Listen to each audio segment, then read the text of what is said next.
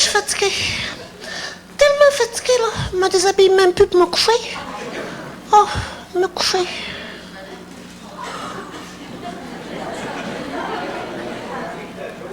J'ai-tu dormi, moi, là? Ouf, ça fait du bien, hein? Ouf. Avant, là, je m'amenais une boîte à lunch, hein? Oh, j'ai arrêté ça. Ça m'arrachait quasiment le bras. Hey, le bras, qu'est-ce que tu fais en haut? Descends en bas, va te reposer, hein? Toi aussi, toi... Arrêtez. À cette heure, là, je me fais des sandwichs à moutarde. Je mets même plus de ballonnet dedans. C'est moins pesant, hein? Je pense que je vais enlever les croûtes aussi. C'est-tu bon de la moutarde du sol?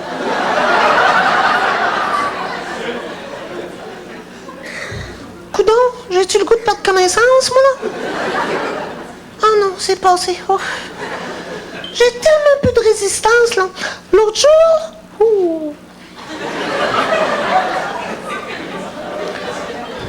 jour, là, je suis allée au cinéma voir un film. Je l'ai vu 10 fois de suite. J'étais tellement pris, là. J'étais pas capable de partir. J'avais pilé sur une gomme.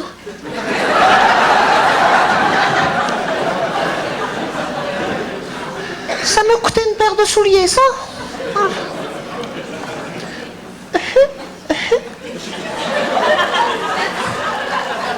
J'ai-tu toussé, moi, là? On dirait que les poumons vont t'arracher, hein? Je suis sûre qu'à un moment donné, il y a quelqu'un qui va flasher et qui va m'offrir une annonce de sirop, moi, là. Oh. Oh. Une chance que je fais un peu de sport pour me tenir en forme. Comme la semaine prochaine, là, ça se peut que j'aille prendre une marche.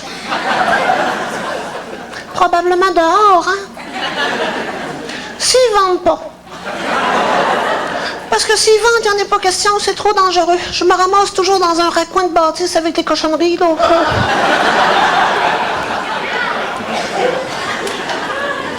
Puis après ça, faut se laver. Oh. Êtes-vous capable de prendre une douche, vous autres? Moi, je n'ai pris une fois, j'ai revolé, je serais dans le fond du bain. À cette heure, là, je prends un peu de chance. Quand je me lave, je m'attache.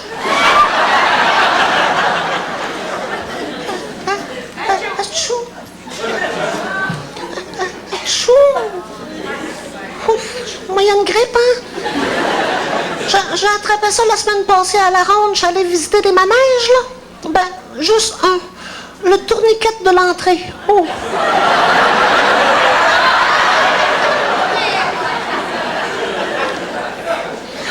Le mal de cœur, hein? Puis ça coûte cher, ce manège-là.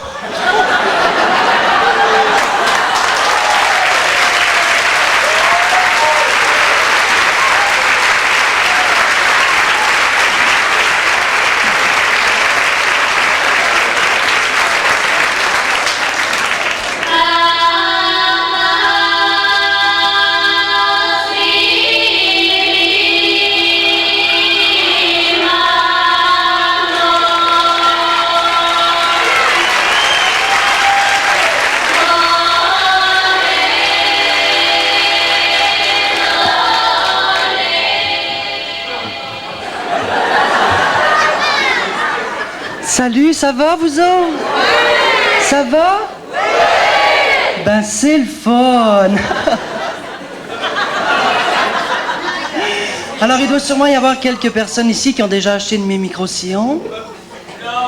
Danny Verveine, ça vous dit quelque chose? Vous vous rappelez sûrement de mes succès. Viens dans ma commune. Non, Patchouli Blues. J'ai du tofu sur mon futon. Rase-toi pas le poil, Estelle, c'est naturel. Vous me replacez, là? Ben, c'est le fun. Alors, j'ai une très mauvaise nouvelle pour vous autres ce soir. J'ai décidé de mettre un terme à ma carrière de chansonnier. Maintenant, je chante plus, je suis philosophe. Pourquoi les hommes doivent-ils être musclés? Qu'est-ce que la beauté? Pourquoi l'argent? Pourquoi les belles voitures? Pourquoi suis-je seul?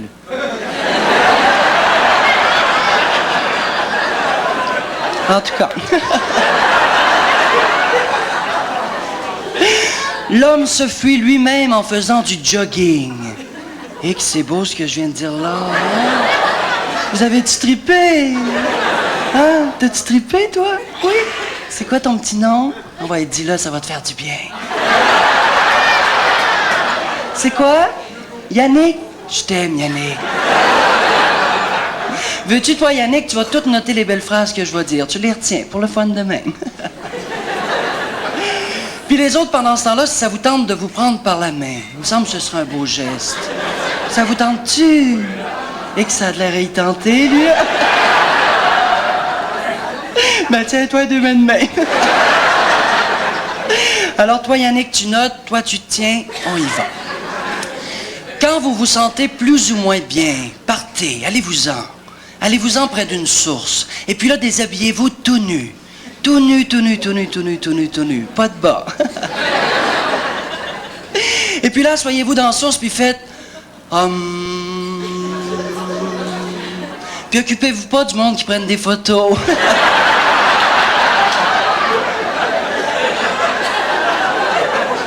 C'est vrai parce qu'on dirait que ces gens-là, ils ont peur de se libérer, ils ont peur de se déshabiller tout nu. Mais on est tout fait pareil. D'ailleurs, Yannick, je pense que je viens de me rappeler où est-ce que je t'ai déjà vu. C'est ça, hein? M'audace de face. Alors, je vous pose la question à vous tous ici ce soir. Pourquoi on a peur de se déshabiller tout nu? Pourquoi on a peur? En arrière, pourquoi on a peur?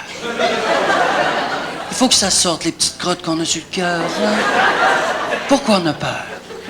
Comme moi, ce soir, si je me serais pas retenu, je serais venu vous parler tout nu. Mais tout seul tout nu, j'ai l'air fou. Vous comprenez-tu le message? Ça vous tente-tu? Envoie Yannick, tire-moi tes bas.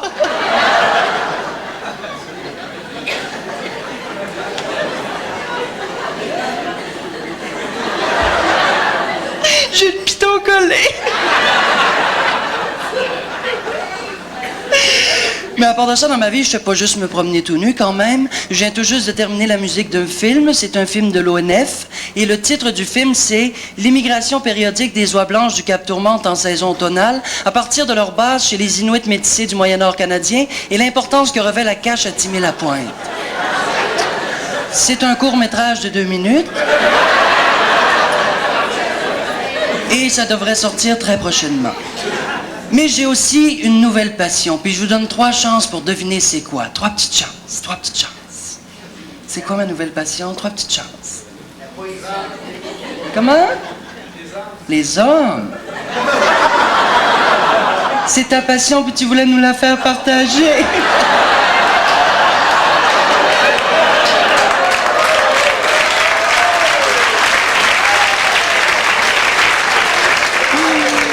Je vais vous le dire, c'est du théâtre.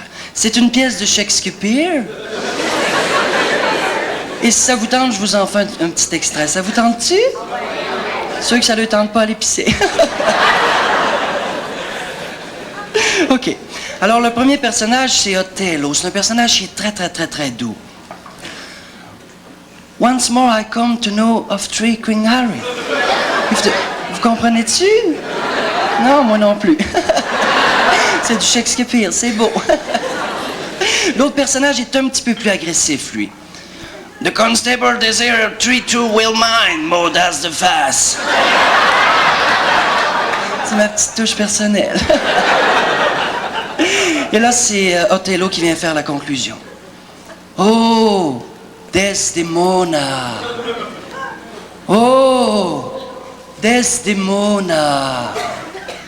Oh, Yannick.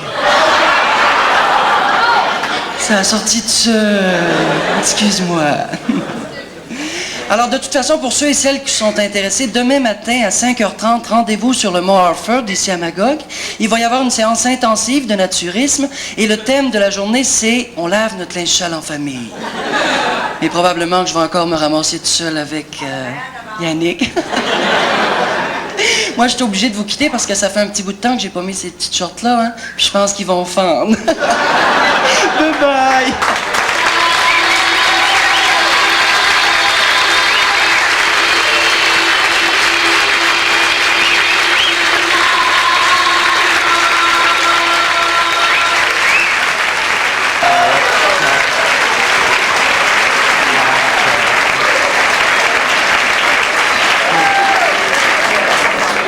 La barouette, malade.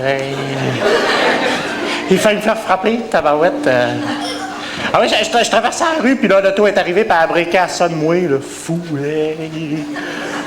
J'ai dit, hey, tu vois bien, pourtant que c'est à moi de traverser, gare à la lumière. Il y a une belle petite main qui dit, viens-t'en tranquillement.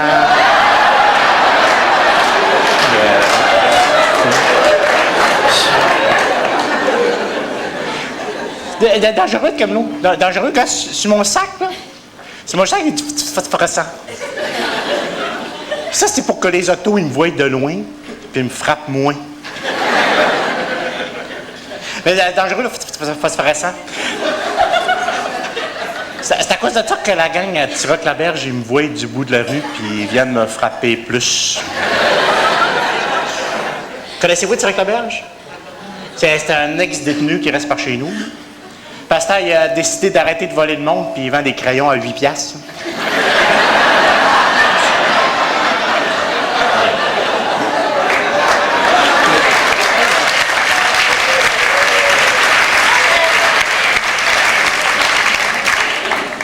Il est retourné à l'école, là. Il est retourné à l'école. Il y a toujours le même lunch. Toujours quand tu vas à l'école, un petit sandwich avec un petit jus, un petit yogourt, un petit morceau de céleri, une petite fourchette, une petite cuillère, puis un couteau.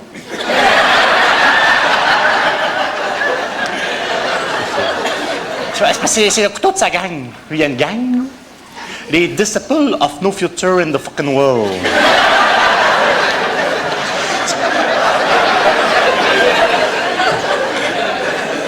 J'aime pas ça les rencontrer. J'aime pas ça. Quand ils me rencontrent, ils me demandent toujours la même affaire. Ils disent « Hey, Tiggy, ça va-tu bien? » Puis là, je réponds « Oui. » Ben, pas oui de même, mais plus « Oui. »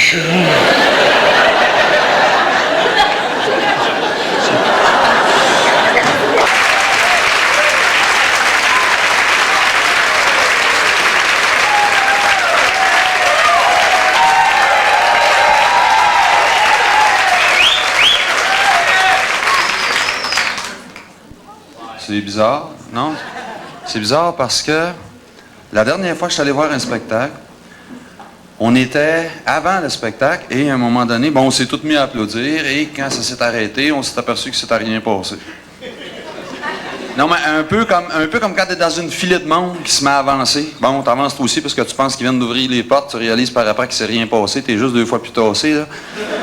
Ça avait été une claque comme ça. Et là, j'entends une voix en arrière de moi qui dit « Pourquoi t'as applaudi? » Je regarde. Bon, il n'y a personne là que je connaissais. « Hey, c'est à toi que je parle. Pourquoi t'as applaudi? » « Ah, mais tout le monde a applaudi. Pas vrai. Moi, j'ai pas applaudi. »« Pourquoi est-ce que toi, t'as applaudi? » Je sais pas, j'ai applaudi parce que j'avais hâte. T'avais hâte à quoi? Tu l'as jamais vu, ce show-là? Et pas. Là, je me suis dit, bon, ça, c'est OK. Ça, c'est le genre de personne qui se sent mieux quand il se fait planter. OK, je vais le planter. Et tant qu'à le planter, je vais le planter avec un mot. Parce que moi, je me suis rendu compte, dans les astinations que j'ai avec le monde, ceux qui connaissent un mot que moi, je connais pas, gagnent. Mon propre garagiste. Ça fait 10 fois que je ramène mon char marche pas mieux. Il dit, c'est ton manifold qui est bloqué. Je dis, non, tu me l'as débloqué la semaine passée. Ah, il dit, c'est ton choke kick. Tu viens de m'en poser un neuf. Ah, ben, tu cherches pas, c'est ton heat riser vacuum valve. Il me l'a changé. Je rentre à la quincaillerie pour aller me chercher une boîte de vis. Le vendeur me sort un mot que j'ai jamais entendu, je l'achète. Présentement, dans la cave chez nous, j'ai 4 litres de lining degreaser. J'ai aucune idée à quoi ça sert. Au mois de mai, cette année, je rentre à la pépinière. Je m'en viens me chercher une boîte de Marigold, une boîte de Bégonia. Je sors de là, j'ai un sac de plus dans mon paquet. Je dis au gars, qu'est-ce que c'est ça? Ça, il dit, t'en as besoin.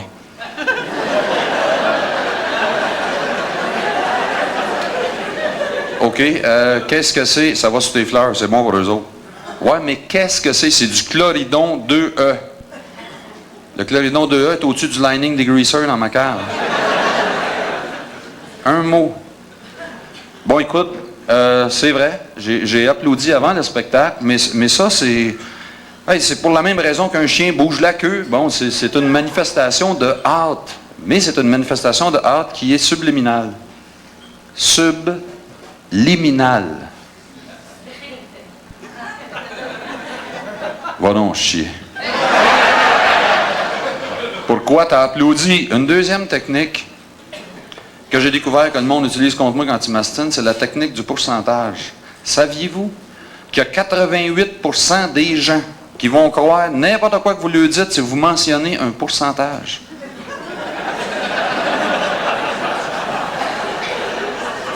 La proportion monte à 91% si t'en sors un deuxième, 96,6% si t'en sors un troisième, tu prends le temps de mettre une virgule dedans pour que ça fasse plus scientifique. Bon, là, j'ai pas pu m'en servir contre lui parce que moi, quand tu me dis « va donc chier », ça me décourage à 99%. Troisième technique que j'ai découvert, non, je peux pas dire que je l'ai découvert, c'est un de mes amis qui me l'a fait remarquer, Jean-Pierre, Jean-Pierre, en tout cas.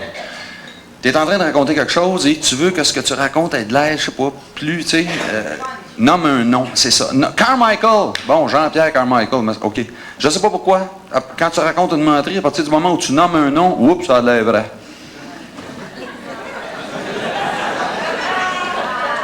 Bon, écoute, je l'admets, j'ai applaudi avant le spectacle. C'est pour la même raison qu'un chien bouge la queue. C'est une manifestation de hâte subliminale. Et ce n'est pas moi qui le dis, c'est une théorie connue. Ah ouais? C'est une théorie de qui? Ha! On voit que tu connais pas Freud. Je connais très bien Freud. J'ai fait ma thèse de doctorat sur les théories de Freud. Est-ce que tu connais Erlinger? Qui? Erlinger. Helmut F. W. Erlinger. Il restait de billets avec Freud.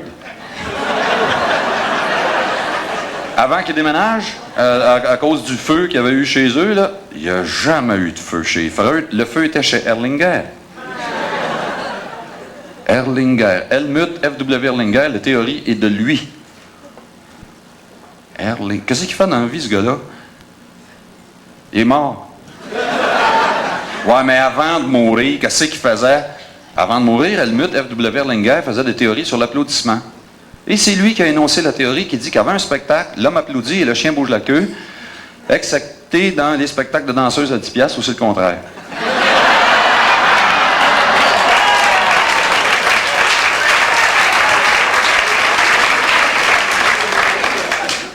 Parfait, parfait. Sors-moi le titre du livre où c'est qui a écrit sa théorie, je m'en vais l'acheter. Le livre était chez lui quand le feu a pris. Ah oui, comment ça fait pour l'avoir, toi, d'abord? Par mon arrière-grand-père, Jean-Pierre Carmichael, qui était pompier. C'est pour ça que je me trouve être le seul humain sur la Terre à détenir présentement l'unique Hey! Oui?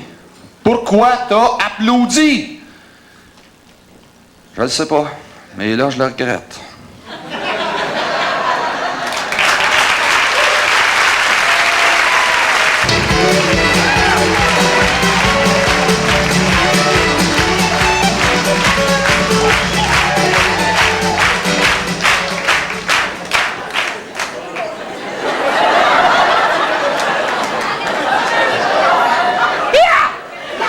Bonjour tout le monde, êtes-vous de bonne humeur? Ça tombait parce que moi ici, là, vite, lâchez le magot! Moi, je n'étais pas venu ici depuis au moins... Minimum, j'ai commencé ici, moi, j'ai 25 ans. 5 ans de seul.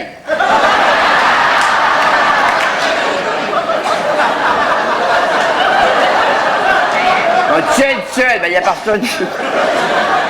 Non, j'aime ça. Vous savez que je fais presque plus de spectacle parce que Borette me ferait son de moi, je fais un peu plus de spectacle, là. Qui s'organise. Moi, je fais du sport à cette heure. Je fais toutes sortes de sport. Je m'amuse à gauche, à droite. Je suis rendu un grand sportif, un athlète. Je rigole. Tu sauras que j'ai sauté hier en parachute. Pour la première puis la dernière fois de ma vie. Tu sais, quand tu pars en avion, là, tu sais que tu vas revenir à pied, c'est un axe, hein? Hey,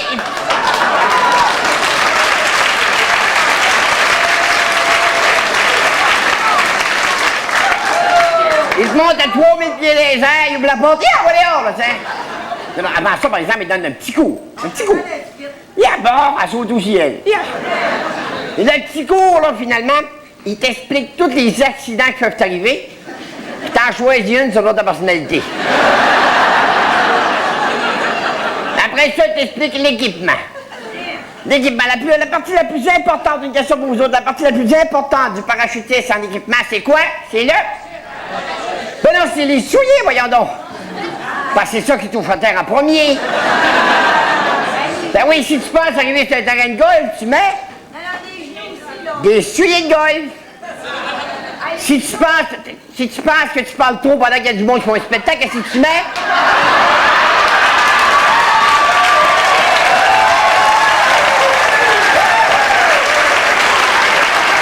Tu peux te mettre un sac sur la tête si ça te tente. Non, mais il y a du monde comme ça qui devrait sauter en parachute, puis ça serait pas sûr, ça ouvrirait, là, tu sais, là. Fait que c'est vrai. Si tu penses tomber dans la marde de vache, tu mets des souliers de marde de vache, c'est pas vrai. Une fois que t'as tout compris l'équipement, là, il t'amène à l'avion. Vieille maudit avion, j'en rien vu là au moins. Tu t'embarques là-dedans. C'est tellement épurant là-dedans que j'avais hâte de sauter en parachute.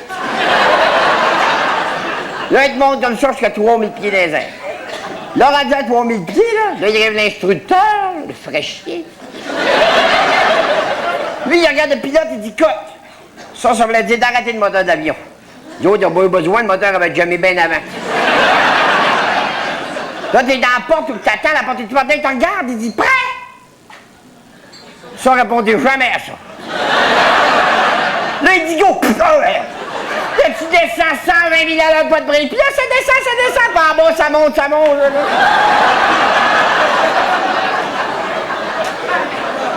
Mais là, je me suis rappelé de l'équipement. Les straps, c'est là. Ça, serrez-les, hein.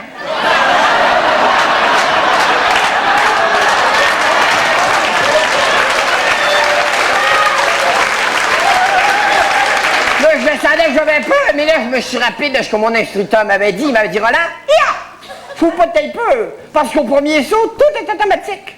Automatiquement, ça ouvre. Ça ouvre pas, automatiquement, tu meurs. Moi, heureusement, ça l'a ouvert, moi. Moi, tout a ouvert, hein. Quand ça a ouvert, criez mon nom, c'est Roland. Non, c'est tout resté poigné dans la gorge. Je sais pas si vous avez vu ça à TV. On dirait que les parachutistes, quand ils ouvrent le parachute, on dirait qu'ils tirent pas comment? Ça a l'air qu'à toutes les fois qu'un parachutiste ouvre son parachute, il tire d'1 pouce. Partout, oui, partout. Imaginez un gars qui a 300 sauts, ouais. Là, il aimerait ça que le mari saute en parachute, hein? Quand tu ouvres pas, il rapetisse d'un pied, par exemple. Puis là, une fois que ton parachute est ouvert, là, t'es bien assis dans le ciel.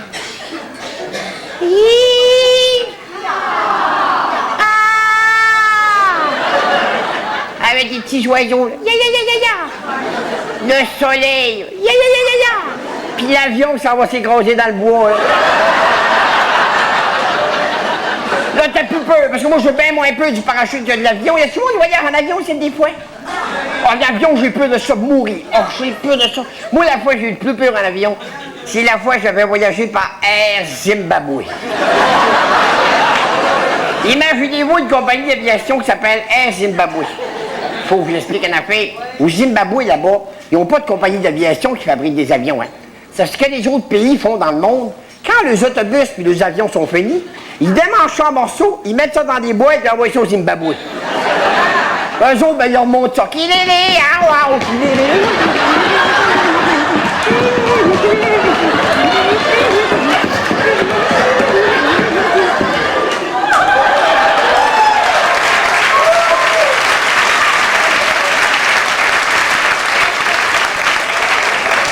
Mais souvent, ils mettent plus de morceaux d'autobus que de morceaux d'avion. Tu sais, quand t'arrives à l'aéroport, là, l'avion est jaune. Marqué Bluebird en avant. Cet avion arrête au-dessus des passages à niveau. Moi, une porte d'avion qui ouvre de même, là, merci, hein? Je rentre dans l'avion, il y a le pilote avec la poignée de même, là. Là, il arrive l'hôtesse zimbabwéenne, là, qui est là. Et là. Elle te donne un crayon feu. Il faut t'écrire ton nom sur tes bras, tes jambes, ta tête. Ça rend l'identification plus facile à l'atterrissage. Hey, il y a un avion à clutch. Toutes les fois qu'il présente la touche, on droppait le mille-pieds. Yeah! Faut dire qu'il n'y a rien là, 1000 pieds, mais quand tu vois là 500 pieds, 1000 pieds, ça va ramener.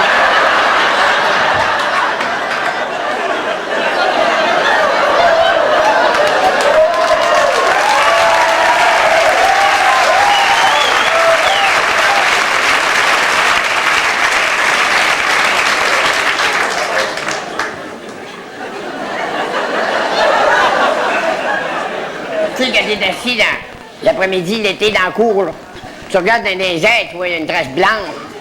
Ça, c'est un avion canadien ou américain. Quand tu vois une trace noire dans le ciel, ça, c'est Air Zimbabwe. Ça pompe lui, ces avions-là. Quand tu vois une trace noire, là, pis tu te mets mouillé, là, tasse-toi, non, qu'à flusher les toilettes en haut. Yeah! Bonne soirée.